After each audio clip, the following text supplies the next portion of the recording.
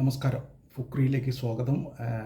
നമ്മളെല്ലാവരും ആകാംക്ഷയോടെ കാത്തിരിക്കുന്ന 2020 ലോകകപ്പിൻ്റെ ഫൈനൽ നാളെ വൈകിട്ട് 7 മണിക്ക് അഹമ്മദാബാദിലെ മുട്ടേറ സ്റ്റേഡിയത്തിൽ നടക്കും. ന്യൂസിലാൻഡാണ് ഇന്ത്യയുടെ എതിരാളികൾ. ഇന്ത്യ തുടർച്ചയായി രണ്ടാമതും ലോക ജേതാക്കളാകുന്നതിന് ഒരുങ്ങിയിരിക്കുകയാണ്. പക്ഷേ ആ ഒരുക്കത്തിനിടയിലും ചില ആശങ്കകൾ ഇന്ത്യക്കുണ്ട്. അത് പ്രധാനമായും അതിലെ പ്രധാനപ്പെട്ട ഒന്ന് എന്ന് പറയുന്നത് ഓഫ് സ്പിൻ ബോളിങ്ങിനെതിരായ ഇന്ത്യൻ ടോപ്പ് ഓർഡർ ബാറ്റർമാരുടെ വീഴ്ചയാണ്. ടൂർണമെൻറ്റിലാകെ 15 തവണയാണ് ഓഫ് സ്പിന്നർമാർക്ക് മുന്നിൽ ഇന്ത്യൻ ബാറ്റർമാർ മുട്ടുമടക്കിയത്. ടൂർണമെൻറ്റിലെ സൂപ്പർ 8-ലെത്തിയ ടീമുകളിൽ ഏറ്റവും കുറഞ്ഞ സ്ട്രൈക്ക് റേറ്റ് ഉള്ള ടീം ഇന്ത്യയാണ് ഓഫ് സ്പിന്നിനെതിരെ. ഓഫ് സ്പിന്നിനെതിരായ ഇന്ത്യയുടെ സ്ട്രൈക്ക് റേറ്റ് എന്ന് പറയുന്നത് 120 ആണ്. തീരെ കുറവാണ്. ടോപ്പ് ഓർഡറിലെ ആദ്യത്തെ 8 ബാറ്റർമാരിൽ 5 പേരും ഇടംകയ്യന്മാരാണ്, ലെഫ്റ്റ് ഹാൻഡേഴ്സാണ് ഇന്ത്യയുടെ എന്നത് വലിയ പ്രശ്നമാണ്. കാരണം ഓഫ് സ്പിന്നർമാർ ലെഫ്റ്റ് ഹാൻഡർമാരെയാണ് കൂടുതൽ ബുദ്ധിമുട്ടിലാക്കുന്നത്. നേരത്തെ അത് 6 ആയിരുന്നു. റിങ്കു സിംഗിനെ മാറ്റി സഞ്ജു സാംസനെ കൊണ്ടുവന്നതോടുകൂടിയാണ് അത് 5 ബാറ്റർമാരായി മാറിയത്. ടൂർണമെൻറ്റിൽ ഉടനീളം ഓഫ് സ്പിന്നർമാർ ഇന്ത്യയെ കുഴക്കിയിട്ടുണ്ട്. അത് തന്നെ പവർ പ്ലേയിൽ ചിലപ്പോഴൊക്കെ ആദ്യത്തെ ഓവറിൽ തന്നെ. ഇപ്പോൾ ഉദാഹരണത്തിന് ഈ അഭിഷേക് ശർമ്മ തീരെ ഔട്ട് ഓഫ് ഫോമാണ്. അഭിഷേക് ശർമ്മ ടൂർണമെൻറ്റിലെ ആദ്യത്തെ 3 കളികളിലും അദ്ദേഹം സംപൂജ്യനായിട്ടാണ് മടങ്ങിയത്. ഡക്കാണ് 3 കളികളിലും അദ്ദേഹത്തിന് അക്കൗണ്ട് തുറക്കാൻ കഴിഞ്ഞിരുന്നില്ല. ആ 3 തവണയിൽ 2 തവണയും അദ്ദേഹം ഔട്ടായത് ഓഫ് സ്പിന്നർമാർക്കെതിരെയാണ്. അതും ആദ്യത്തെ ഓവറിൽ തന്നെ, ഓഫ് സ്പിന്നർമാരുടെ ആദ്യത്തെ ഓവറിൽ തന്നെയാണ് അഭിഷേക് ശർമ്മ ഔട്ടായിരുന്നത്. അദ്ദേഹത്തിൻ്റെ ഓഫ് സ്പിന്നർമാർക്കെതിരായ ഈ ടൂർണമെൻറ്റിലെ ശരാശരി എന്ന് പറയുന്നത് 9.67 ആണ്. സ്ട്രൈക്ക് റേറ്റ് എന്ന് പറയുന്നത് 107 ആണ്. മികച്ച സ്ട്രൈക്ക് റേറ്റുള്ള, പൊതുവെ മികച്ച സ്ട്രൈക്ക് റേറ്റുള്ള അഭിഷേക് ശർമ്മ ഓഫ് സ്പിന്നിനെതിരെ എത്രത്തോളം സ്ട്രഗിൾ ചെയ്യുന്നു എന്നുള്ളതിൻ്റെ കൃത്യമായ ഉദാഹരണമാണ്. ഇനി മറ്റൊന്ന് ഇഷാൻ കിഷൻ. 1 ഡൗണായി സഞ്ജു സാംസൺ വന്നതോടുകൂടി 1 ഡൗണായി ഇറങ്ങുന്ന ഇഷാൻ കിഷൻ 5 തവണയാണ്, മൊത്തം 6 തവണയാണ് അദ്ദേഹം ഈ ടൂർണമെൻറ്റിൽ പുറത്തായത്. അതിൽ 5 തവണയും പുറത്തായത് ഓഫ് സ്പിന്നർമാർക്കെതിരെയാണ് എന്ന് പറഞ്ഞാൽ അത് 48 പന്തിനിടയിൽ, വെറും 48 പന്തിനിടയിലാണ് ഓഫ് സ്പിന്നർമാർക്ക് എതിരെ 5 തവണ അദ്ദേഹം പുറത്തായത്. അദ്ദേഹത്തിൻ്റെ ഇഷാൻ കിഷനും ശരിക്കും സ്ട്രഗിൾ ചെയ്യുകയാണ്. തിലക് വർമ്മ 2 തവണയാണ് ഓഫ് സ്പിന്നർമാർക്കെതിരെ പുറത്തായത്. തിലക് വർമ്മയുടെ ഓഫ് സ്പിന്നർമാർക്കെതിരായിട്ടുള്ള സ്ട്രൈക്ക് റേറ്റ് എന്ന് പറയുന്നത് 97 ആണ്. തീരെ 2020 ഒരിക്കലും സഹിക്കാൻ പറ്റാത്ത സ്ട്രൈക്ക് റേറ്റാണ് ഈ 97 എന്ന് പറയുന്നത്. അതുകൊണ്ട് തന്നെ ഇന്ത്യ ശരിക്കും വലിയ ബുദ്ധിമുട്ടിലാണ്. ഇപ്പോൾ സൂര്യകുമാർ യാദവ്, ഇന്ത്യയുടെ ക്യാപ്റ്റൻ, സ്പിന്നർമാരെ കണ്ടാൽ അടിച്ച് പറത്തുന്ന സൂര്യകുമാർ യാദവിന് ഈ ടൂർണമെൻറ്റിൽ ഓഫ് സ്പിന്നർമാർക്കെതിരെ അദ്ദേഹത്തിൻ്റെ സ്ട്രൈക്ക് റേറ്റ് എന്ന് പറയുന്നത് 114 ആണ്.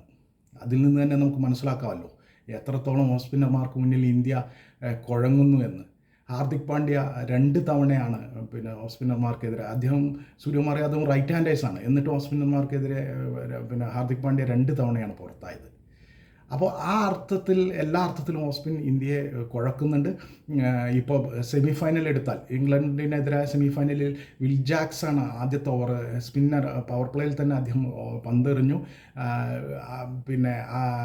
വിൽ ജാക്സ് ആദ്യത്തെ ഓവറുകളിൽ തന്നെ ജോഫ്ര ആർച്ചർ കഴിഞ്ഞിട്ട് വിൽ ജാക്സ് പന്തെറിയാൻ വന്നപ്പോൾ അഭിഷേക് ശർമ്മ ആ ഓവറിൽ തന്നെ പുറത്തായി.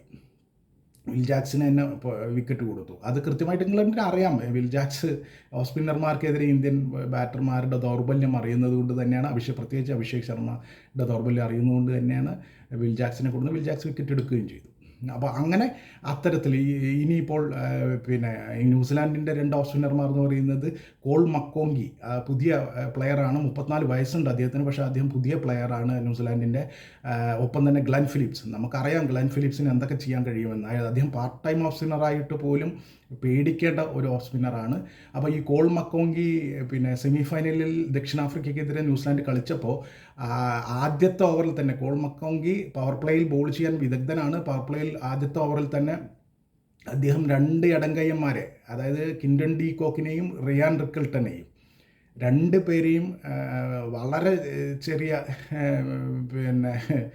ചെറിയ റണ്ണെന്ന് പറഞ്ഞാൽ 2 പേരും അധികമൊന്നും ചെയ്തില്ല. അതിനു മുമ്പ് തന്നെ കോൾ മക്കോങ്കിക്ക് മുന്നിൽ പുറത്തായി. അപ്പോൾ മക്കോങ്കി പവർ പ്ലേയിൽ ബോൾ ചെയ്യാൻ കഴിയും, ഓഫ് സ്പിന്നറാണ്. ഒപ്പം ഗ്ലെൻ ഫിലിപ്സും ഒട്ടും മോശക്കാരനല്ല. അപ്പോൾ ആ രീതിയിൽ ഇന്ത്യ പവർ പ്ലേയിൽ മക്കോങ്കിയെ ഇന്ത്യ പ്രതീക്ഷിക്കുന്നുണ്ട്. മക്കോങ്കി പന്തെറിയാൻ തന്നെയാണ് സാധ്യത. കാരണം ന്യൂസിലാൻഡും ഇന്ത്യയുടെ ഈ ഓഫ് സ്പിന്നിനെതിരായ ദൗർബല്യം ശരിക്കും മനസ്സിലാക്കിയിട്ടുണ്ട്.